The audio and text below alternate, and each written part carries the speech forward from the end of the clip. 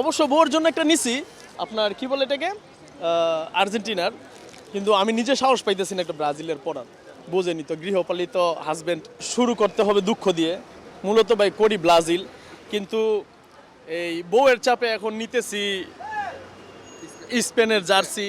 তারপর আপনার এই যে কি বলে এটারে স্পেনের পতাকা।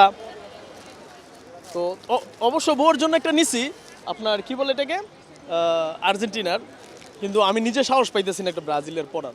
বোঝেনি তো, গৃহপালিত হাজবেন্ড, এই জন্য আর কি। তো ছেলের জন্য নিব ভাবতেছি আর্জেন্টিনা আর হচ্ছে ব্রাজিল মাঝামাঝি ক্রস করে একটা জার্সি বানায়া নিয়ে নিব আর কি, এই আর কি।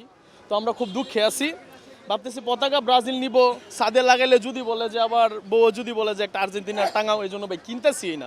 যুক্তরাষ্ট্রের এক নম্বর জিম চেইন গোল্ড জিম এখন আবারও বাংলাদেশে বসুন্ধরা আবাসিক এলাকা ও বসুন্ধরা সিটি শপিং মলে।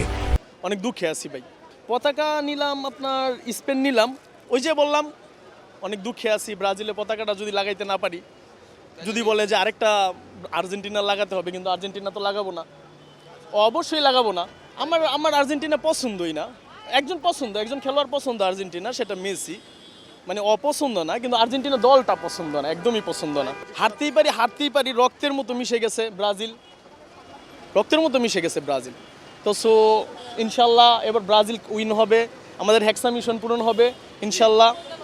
আর যদি যদি নাও নিতে পারি তাহলে আমাদের আছে স্পেন জিতবে ইনশাল্লাহ। ব্রাজিলের পতাকা কিনছি, তারপরে ইংল্যান্ডের পতাকা কিনছি, তারপরে স্পেনের পতাকা কিনছি। কেন হইলো, বাংলাদেশের মধ্যে সচরাচর দুইটা জিনিস নিয়ে দ্বন্দ্ব হয়, একটা ব্রাজিল একটা আর্জেন্টিনা। তাই আমি আর্জেন্টিনা হিসাবে মেসির একটু পছন্দ করি, কিন্তু অতএব দলটা নিয়ে একটু তর্কাতর্কি হয় সবার। তো অতএব এই জন্য আমি নিয়েছি এবারকে আর্জেন্টিনাকে হারাইতে হবে, তাই জন্য ব্রাজিল আমার রক্তে। তারপর ইংল্যান্ডের নিছি, তারপর স্পেনের নিছি। কেনাকাটাটা হয় ওই যে একটা আনন্দের উপভোগ, ঈদের মতোই হয়, সবাই কেনাকাটা করে পতাকা নিয়ে, জার্সি নিয়ে সবাই আনন্দ উল্লাস করে। এটাই বাংলাদেশের ঐতিহ্য আর কি।